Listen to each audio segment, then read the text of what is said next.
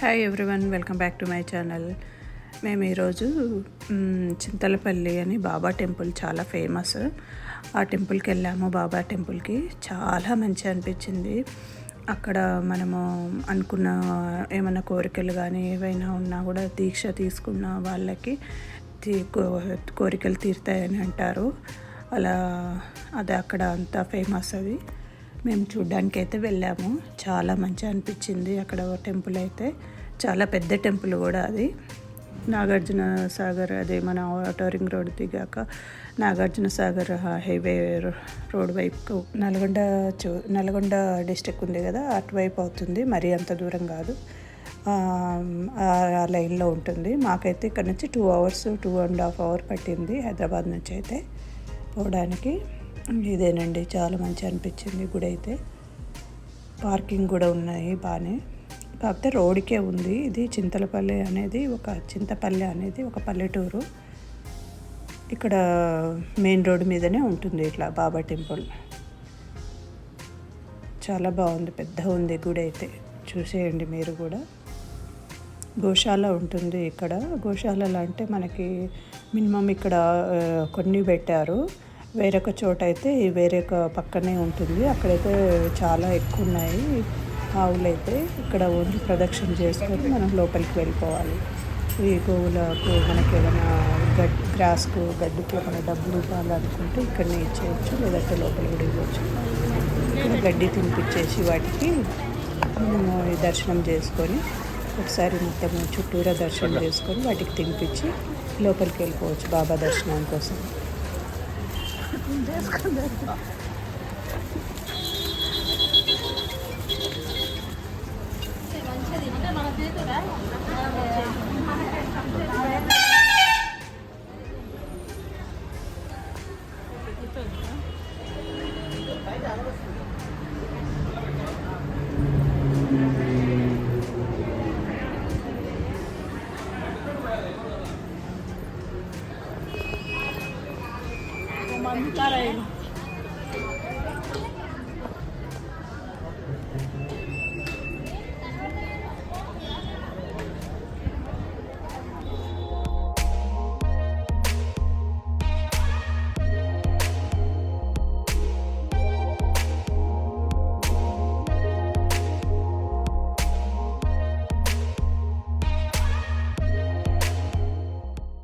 కాళ్ళు కడుక్కొని ఇక్కడ వెళ్ళాలి మనము.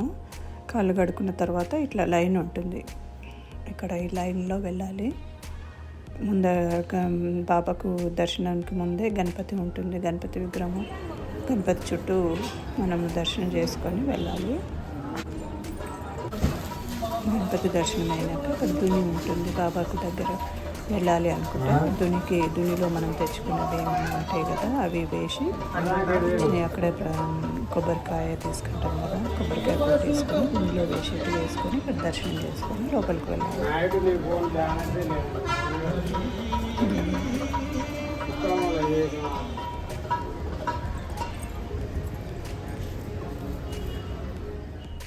దర్శనానికి ఇటు వెళ్ళాలి. పైన ఉంటుంది. ఇలా పైకి ఎక్కేసి మనం లోపల దేవుడు ఉంటాడు బాబా.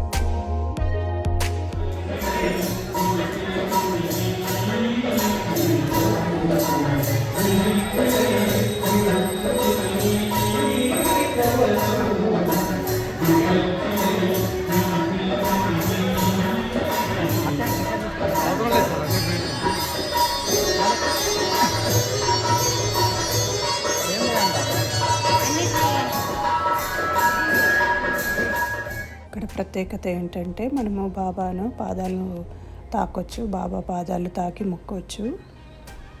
అక్కడ ప్రత్యేకత అదే మెయిన్. మనం దూరం నుంచి కాకుండా ఒక్కొక్కరిని పైకి పంపించి బాబా పాదాలను మొక్కొచ్చు. అలా చూడండి ఎలా మొక్కుతున్నారో, అలాగా చాలా మంచి అనిపించింది.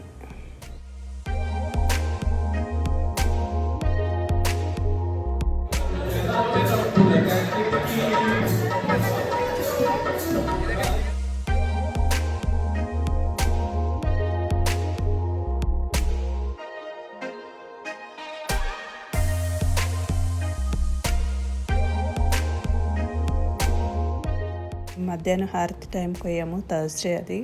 చాలా రష్ ఉన్నది, కాకపోతే అందుకనే మేము హారతి టైంకి వెళ్ళినందుకు చాలా మంచి అనిపించింది. హారతి ఇచ్చారు, తెలుసు కదా హారతి ఎంత మంచి అనిపిస్తుందో. అక్కడే కూర్చొని మేము అంత హారతి భజన చేసుకొని అంత భోజనాలు కూడా పెట్టారు. అన్నప్రసాదం ఉంటుంది కదా బాబు దగ్గర, అది తినేసి బయలుదేరాము. చాలా మంచి అనిపించింది అన్నప్రసాదం. హారతి మంచి అనిపించింది.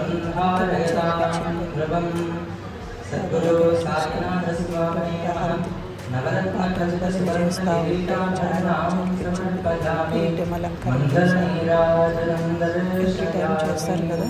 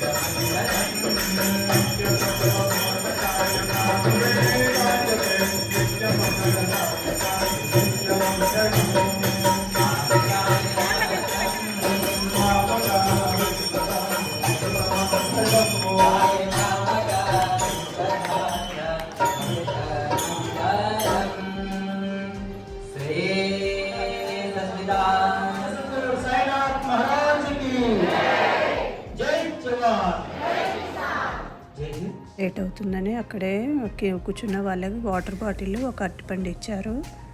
చాలా మంచి పద్ధతి, అక్కడ మంచి అనిపించింది అలాగా. ఎందుకంటే చాలాసేపు నుంచి కూర్చున్నారు కదా, ఎండాకాలము మళ్ళీ అన్నట్టుగా. వాటర్ తాగేసి అరటిపండు తినేసాము అక్కడే లోపలిని.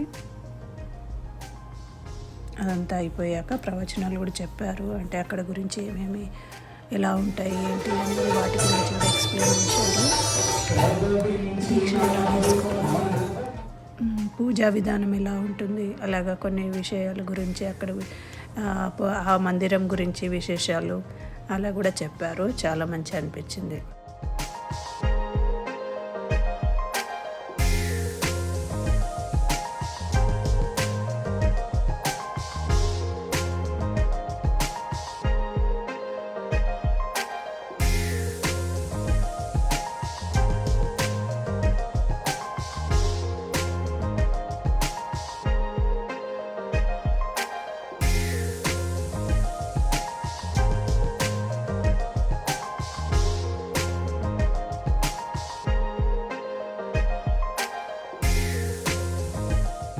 ఇక్కడైతే చాలా రియల్గా ఉంది. అసలు పడుకున్నారేమో బాబా అన్నట్టుగా, న్యాచురల్గా ఉంది, బాబానే ఉన్నారేమో అన్నట్టుగా.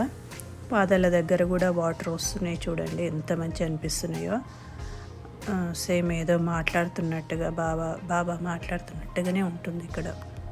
చాలా మంచి అనిపిస్తుంది. ఇక్కడైతే న్యాచురల్గా రియల్గా చూస్తే మాత్రం ఇంకా బాగుంది.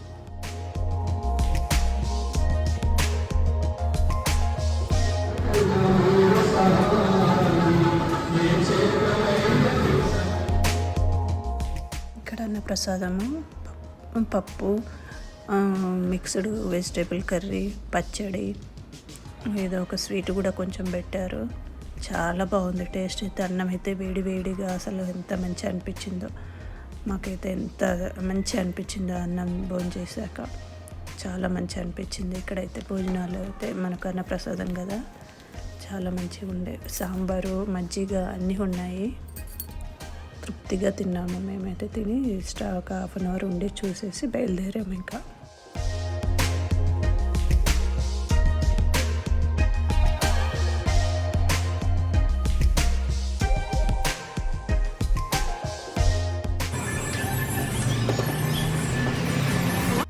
పక్కనే ఉంటుంది గోశాల కూడా, కొద్ది లోపలికి ఉంటుంది, వెళ్ళి చూడొచ్చు ఎవరమైనా.